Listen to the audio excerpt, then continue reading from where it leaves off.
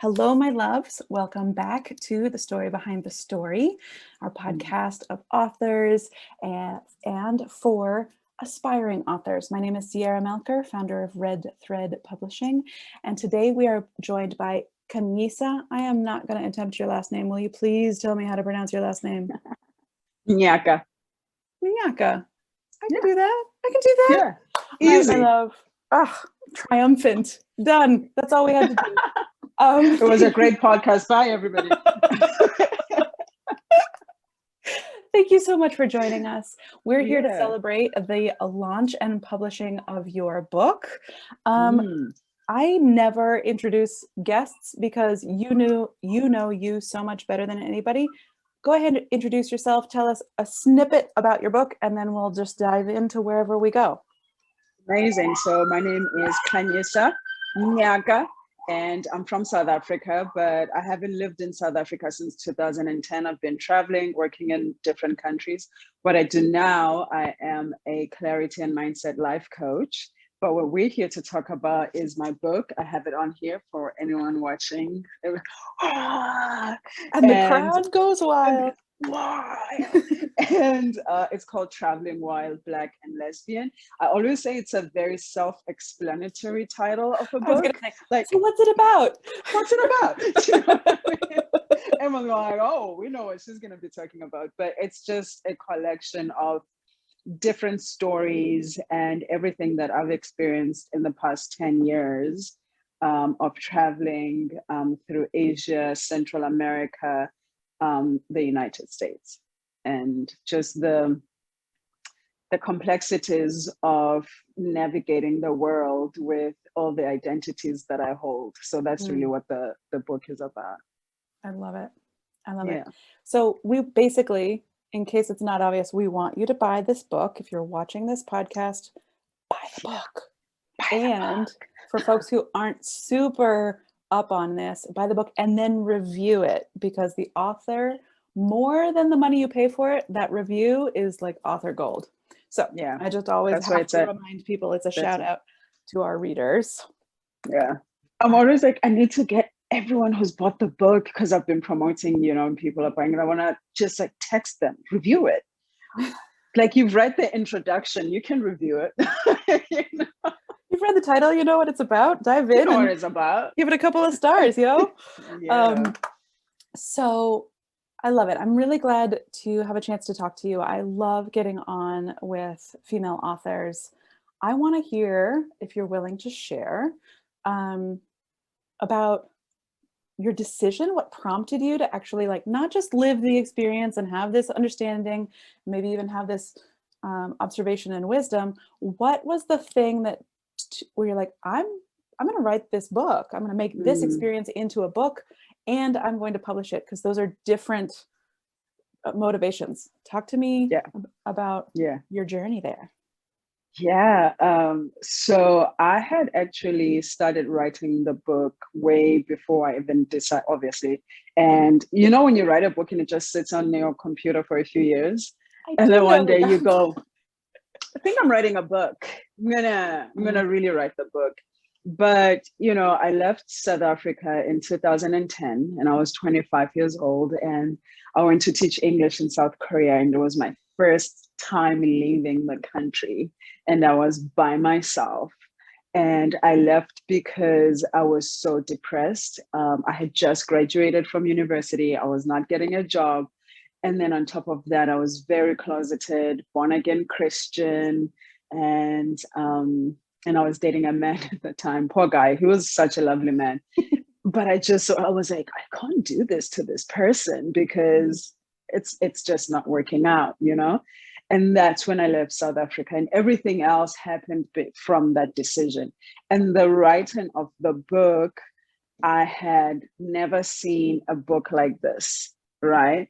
Like, even though I was a closeted lesbian, born again Christian, there were no authors in my school, not in the bookstore, that was so upfront about who they are. And I feel like if I was back then in university, I would have gotten this book, hid under the bed, and just read it. Just a porn cover on it or something. print the See cover that, of the right? Yeah. Bible, Just mom reading the Bible. I'm just reading scripture right here. Do you know what I mean? And so preach. It was she's saying it. And I wrote it, I think, when I was something, I think I wrote it for myself. Yeah. I've been through so much, and I was like, I'm just gonna take this and put it in a book, A, for myself, and then B, for that 15-year-old closeted homosexual praying for God to take away the gay, and the gay is not going anywhere, and so that was the thought process about it. And the title of the book, it was so funny, actually. I went to this university called the University for Peace. It's in Costa Rica. I don't know if you've heard about it. Yeah, and such a dope school. And one of my friends, she's American, and her husband, who was her boyfriend at the time, she was talking to me about how I'm always worried about him because he might just be pulled over for BWD or something like that, or DWB. And I was like, what is that? And she's like, driving while black. I was like, whoa, how is that even a thing? And she was like, well, that's a thing in America. You just get pulled. They'll just give you any reason to pull you over. And I was like, oh, this is what I'm going to call my book, Traveling While Black and Lesbian. So the inspiration from that came from that experience. And that's how I came up with that. But, and I was like, I'm going to put it out there. Why not? So what prompted your travel was like sort of an identity thing, which is the subtlest way of saying it was definitely an identity thing. I had a similar experience of not really knowing who the hell I was until I left everything that I knew. I mean, you can really see who you are when you are completely out of the context that you know.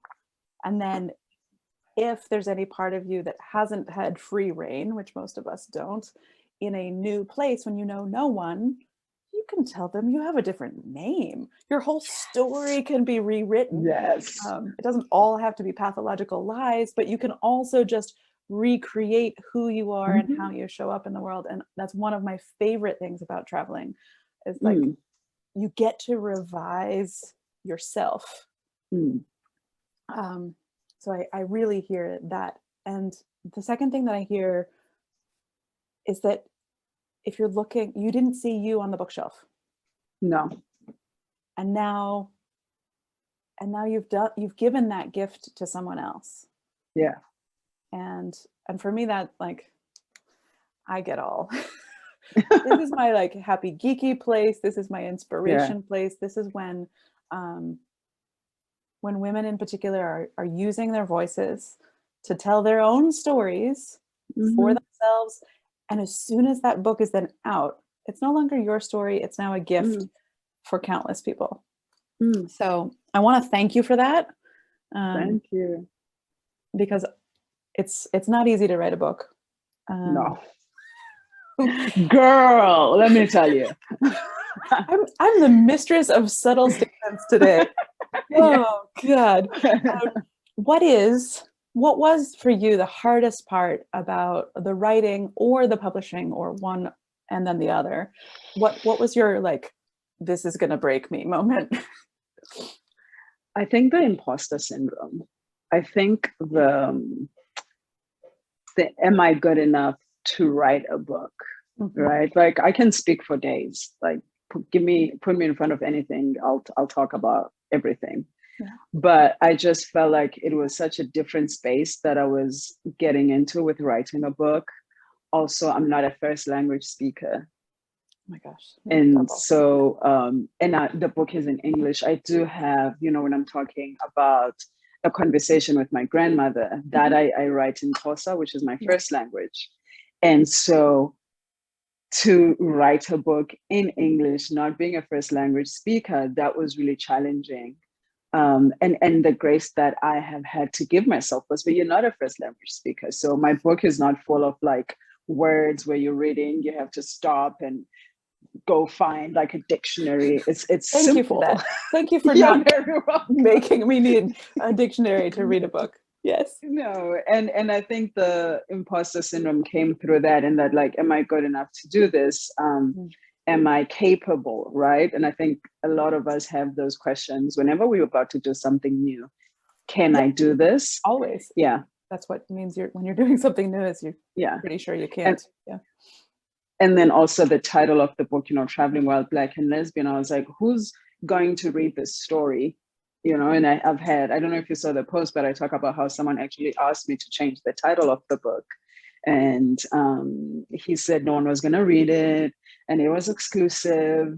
And mind you, this is a Black straight man, right? And he's like, I asked other people if they would read this book, and they said no. And I was like, but it's not for them. And right. That doubt was really alive, because I was thinking, well, it is such a book. And then, but also I felt, well, but this story needs to be told. I'm so tired of reading books or watching movies, and then there's that lesbian couple, or there's that, and they're like the sprinkled in on top, just a little sprinkled in, because now everybody wants to seem inclusive, right? Like, right. And everyone wants to have either a Black character or a queer character. That but it's neighbor like, down the how street much meets this diversity quotient. Aren't you pleased with art? Yeah. Exactly. We'll just let some Blacks in here, we'll let some gays in here, but like, how much of a voice do these people have within the story? So I was like, I'm going to make it what it is, because that's the truth. That's who I am. And so that was hard. And I think also because I self-published the book, that was hard. I mean, it still is, because it's still self-published. It's good. And it will be for the duration, right? I always think of books as babies. Like it's a creation. You birthed this life story, and now it's it's crawling out there in the world. And for your whole life, and the life cycle of the book, it's yours to nurture and to look after. So there's one thing I didn't mention that was hard with the writing process, because it's a memoir, right? And I don't just write about traveling. I actually start from my childhood. Like I was born from, my mother was a teenager, so my grandparents had to raise me. I grew up really poor in South Africa. And so I share those stories. So there are some people who are in the book, but the role they play in my life is not so amazing. And I share those stories. So the conflict was, do I talk about this person and tell the truth of the role that they played in my life, how they affected me, how actions and words and all these things, and still maintain those relationships? Because if they read this book, oh my God, feelings will be hurt for sure. But I watched this TED Talk, I forgot her name, and she was like, write that book. The role that people decided to play in your life, that was their responsibility. Yours is to tell your story the way you lived it. Yep. And I was like, I didn't ask you to be a jerk. So now I'm just going to... I'm imagining a small girl. Would you please be a jerk to me? So I can tell the world one day that someday I'm going to write and point a finger at you. And say, what an asshole. It's like, no. And so as hard as that was, my sister read the book, and I talk about, she's my half sister, and I talk about the stepchild, step-parent relationship that I have with her mother. Yeah. And she didn't say anything about it, but I could have just imagined how shocking it was for her to write some of the things that I say about her mother in the book. Yeah. Yeah, that is I love speaking with authors, because everyone's experience is different, and everyone's experience is the same. You've been to Southeast Asia, so same, but different. Yeah. I had a t-shirt, believe it or not. I believe it.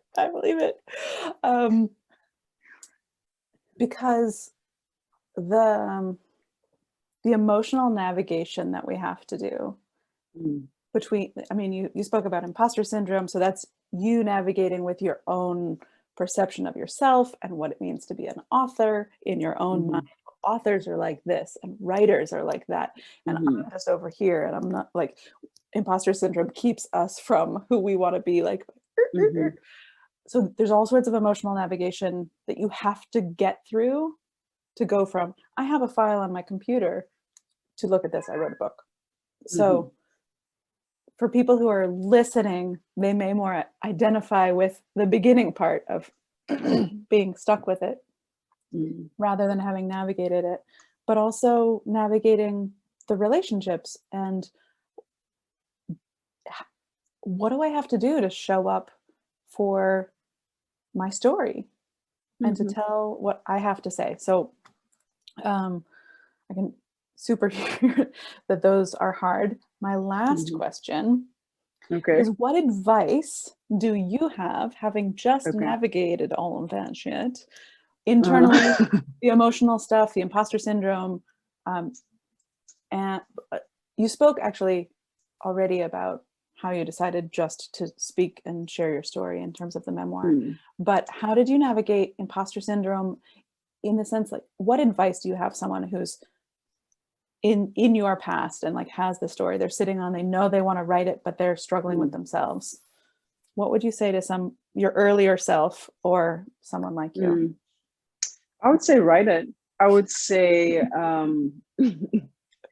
like what I'm learning and with the work I do as a life coach is, what does it mean to be courageous, right? Courage is not the absence of fear, it's to feel it and to do it anyway. And that writing process of telling any story, be it fiction or nonfiction, creating something, there's always going to be fear. We'll always be afraid. But those are the moments that we get to call ourselves to courage, right? And say, I'm going to do it anyway. I'm going to sit in front of my laptop with my fingers shaking. Like, I'm working on my second book now, and it's more like a self-helpy type of book. And I'm like, oh my God, what gives me? And I'm like, because I have a story, because I get what I've been through. And also, like, know this, there are people out there who are waiting for that story. There are people out there who go, I need this. You know, I've been on TikTok promoting my book. TikTok are you on TikTok? Not yet, but I keep hearing it's a beast. Listen, it seems like a black hole that I don't really want to visit, but people are like, you really should though. And I'm like, you should though. I really think you should. All right, I'll give it a try. I'll blame you. Okay. She told me to do it. But, you know, I've been promoting the book on TikTok, and I get so excited when I see someone going, I needed a book like this. I need to know what's out there for me as a Black woman, queer. And so there are people who are waiting for a story that only you can tell. And the longer we sit on these stories, because we allow that fear to hold us back, they're not going to get them. So not only are you doing yourself a disservice, but you are depriving someone else of a story that could help or heal them, right? So it's this thing where it's like everybody gets served when we are courageous. So write the fucking book. And anyone who's listening to this, take a deep breath with that. Like, everyone is served. Because you're absolutely right. And it's easy to get sucked up into the fear, and it's easy to say, well, oh, she's already done it, and so she's not in, but she's in it again. Like, you're in it again. You're telling your story again. I've been in that moment of like, oh, well, of course it's easy for her, it's hard for me. No, shit was hard for everybody. We just don't, for everyone.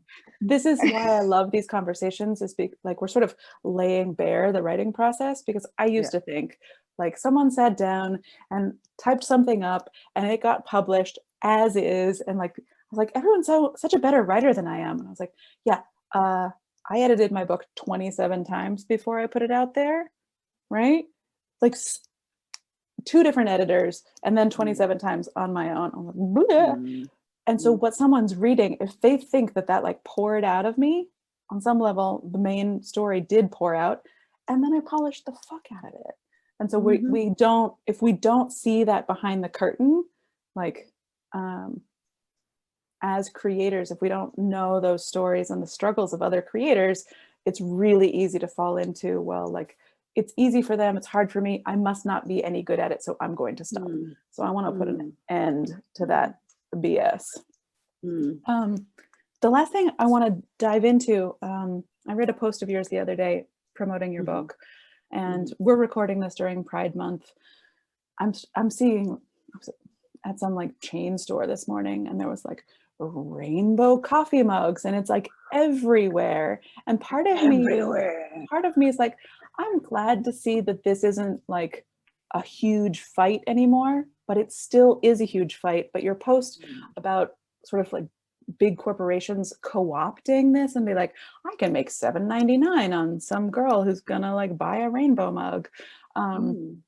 I wanted to talk more about that and the ownership of stories and sort of the commercialization of certain things and who really has a voice and who gets a voice, because there's like voices are left out and then sprinkled on as afterthoughts, and then voices are like capitalized on but not really, the money and the credit doesn't go to where it should. So I wanted to play around with that much bigger topic for a few minutes, not give it enough credit, but at least give it some acknowledgement in our conversation. I think it's really, really important.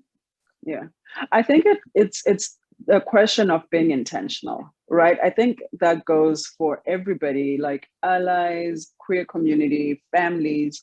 When you're consuming content that is about a certain group of people, like they did the same thing with Black Lives Matter, who is creating the content? Not only that, where is the money going?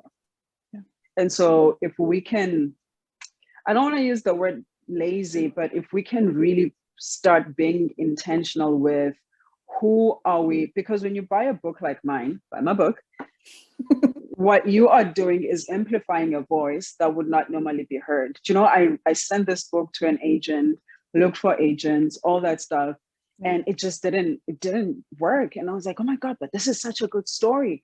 But it's a risk to talk about lesbianism, right? It is. And so I was like, I'm just gonna fucking publish it myself. But then when you go on there, buy a book like this, you amplify a voice that would not really be amplified otherwise. And especially now during Pride Month, I really think that we have to think about where the fuck is our money going? I was out in walking around the city this morning with my dog and my partner, and she loves Urban Outfitters, like loves it. So she goes, let's go to Urban Outfitters. I was like, I heard on TikTok that they are not gay friendly. And not only are they not gay friendly, but they actually give money to anti-LGBTQI organizations. And so that's a step beyond, right? Like an active step. Yeah. Not just we haven't claimed a political space yet, but we have claimed a political space. Yeah.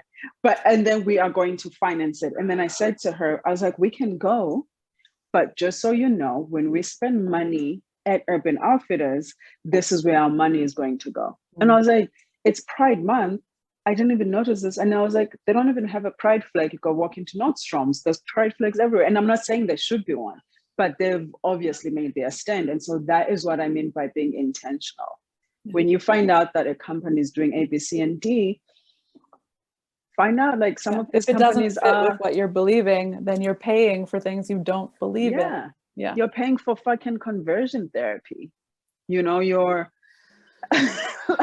like, but we are so comfortable in our ignorant bliss that we don't even give ourselves the time to go and say, hey, when I shop here, you know, what's happening? If I choose to buy a book by a lesbian author versus buying a Target cup, right? That's the question. It's like, oh, what am I gonna do? So yeah, I would say if we can try to be intentional about who we are giving our money to, where our money is going to go, who is it going to support, then I think we'd create a better world for everybody. Because it takes both sides, right? It's like, it's one amazing thing for you to put your voice out there. That's half of the equation, right? For yourself, it's the whole equation. But in a bigger scale, on a global scale, it's only half of the equation. That voice is out there, but then it's the readers who amplify it, right? Yeah. You've created the opportunity, and then it does require the other interaction. And this, so, you know, we're a publishing house. We help people get their books onto Amazon, but I have a lot of authors that are like, I would rather not be on Amazon for other, right? And it's like, there's the access to like, where can I reach my customers? But there's this and there's that. And so we're like, yeah, your book's going to be on Amazon. It just is what's going to happen. But also let's encourage people to go to their local library or to purchase it from their local bookshop, and just remind people. And I was at the local bookstore today, and I ordered one of our author's books. It was so much fun because I didn't buy it off of Amazon, even though I could. I'm like, I'm going to go to the bookstore and I'm going to have them order this book for me. And because I want that local bookstore to get some of my money, right? Exactly. That's it. Yeah. And we do, you know, there's ease and convenience, and there's all the things. And then there's the conscientious and intentionality of, you know, and I love that you self-published. Do you know why? Because you're going to get 70% of the money that I pay to buy your book. Yeah. Right. And I want you to have 70%. I don't want you to have 5 or 4% of the 20,000 copies of your book. I mean it. I mean it. Traditional publishing houses, I think you sign a contract for like 5% if you're lucky. And after 10,000 copies, you get like 7% of like post-production cost, right? So that's after printing. And you're like, what the hell? Even on Amazon, I was making 20 cents a copy. And I was like, let's crank this up a little bit. Just on the ebook and 99 cents, whatever. Anyway, it's a whole nother math conversation. But when you self-publish, you get, here I am a publisher, and I'm like saying, yay, self-publish. Because all of our authors get all the profits. That's sort of how we roll. But when I buy a book from you, I want you to have the money. Why would I want the money? Why would you want someone else to have most of it? Yeah. Well, and just this to tie us all back together, this is the other thing. Until you get deep into writing and publishing, we think that writers make a lot of money, right? Yeah. And that feeds into the imposter syndrome, right? Yeah. We don't think that they get like 97 cents per copy of a $20 book, right? We don't think about. Oh my God! No, it's I'm just like also thinking about the work that goes into writing a book. Yeah. Yep. The hours, especially when you're writing a personal story. You know, one of the I wrote about this on my Instagram the other day. Like, one of the hardest chapters I wrote was when I lived in the Philippines and I went through this big ass breakup, right? And I put that in the book. Do you know the emotional labor it was to write about that? Yeah. It was intense. And so to just think like, after all of that, I'm going to get 97 cents. No. Just no. Well, and I love that you brought up emotional labor. I am going to wrap us up because I do try to keep these conversations short. You and I could probably have a couple more calls. Sounds like we have a few more things to talk about. But emotional labor, I used to be a historian, so I'm going to get historically geeky on everybody for a second. Emotional labor has always been women's work and always been unpaid. Right? Yes. Until life coaches came around and we're sort of like, guess what? Yeah. This has value. You can pay me to do this for you. Yeah. But I love that you said that. I'm just pausing it real quick. It's always been the work of the oppressed, the woman, the Black. You know, I posted and someone was like, tell me what's the difference between colorism and racism. I was like, Google it. It's not my job. One more thing. It's not my job. You know, it's that emotional stretch for people who are already so disenfranchised by this system to then have to teach. Yeah.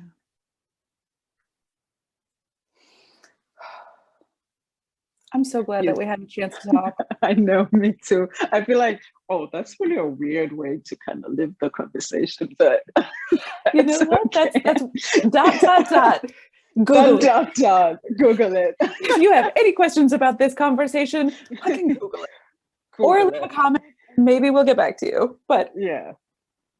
It's been one of my favorite things to say. I'll just tell everyone the story real quick. When I came out, one of my Christian friends was like, so like how do you do it? It's like, do what? She's like, you know, like, how do lesbians just like, how do you guys have sex? I was like, Google it. Go to your computer, type how to lesbian have sex. It's there. You're gonna find it. And then wipe the computer memory and then your family doesn't find it. Or whatever. Unless you enjoy it, then that's another conversation for everybody. Love it. Yeah. Yeah. Thank you for writing your book. Thank you so much for having me here. This was so much fun. It was. Yeah. I appreciate it. Yeah. In the show notes, you're going to find everything that you need to know and everything else you can Google. Ways to connect with Khanyisa. I said it wrong again. Khanyisa. Her book, her link, buy her book, review her book. And you can connect with me as always. Every week we are here with a new author.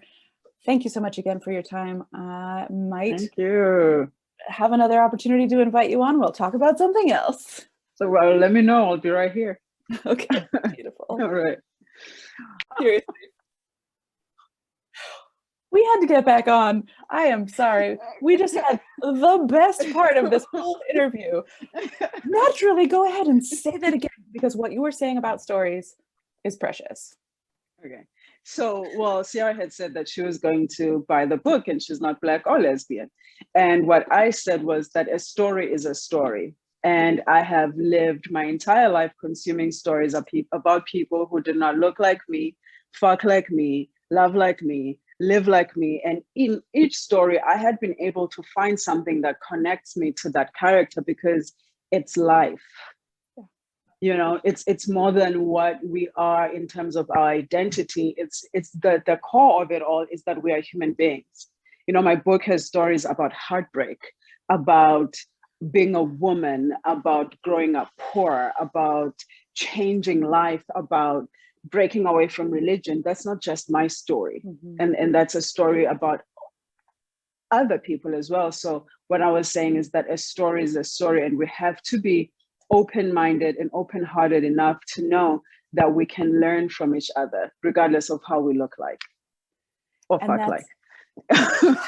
And that's just like, because we can say this is my story and like divide it and I'm different, right? Yeah. Or we can say, this is my story and we all have these common threads, right? Yeah. I love it. Exactly. And, you know, I was teaching, last thing, I was teaching English in Thailand, and I was teaching at a Buddhist monk university. And so most of my students were monks. And I had this made up idea of what being a monk was. And they completely shifted my view. It was such a big mindfuck. These were teenagers. They were naughty. They were not all zenned out in class. They were funny. I caught one of them on his phone looking at like girls at a club with short skirts and his like big ass red monk robes and shit. And he was like, oh, I'm so sorry, teacher, you caught me. I'm like, I'm not your pastor, whatever you guys call the people who are supposed to do this. But it reminded me of when I was a teenager and a Christian in a religion that I couldn't be a teenager. I couldn't express all these things. And so I was standing there in front of this kid and being like, I was this person, completely different religion, but I could connect with him like that. And so that's what I'm saying is a story is a story. Come on. Yeah, he was so funny too. He was just like, oh, so sorry, teacher. I was like, do you, boo-boo? Like, you know, if this is your thing, I'm not judging. I love it. Yeah. Okay. Yeah. That's it. We are stopping. That's it. We're done. That's it. We're done. We're cut off. We're both cut off. Yeah.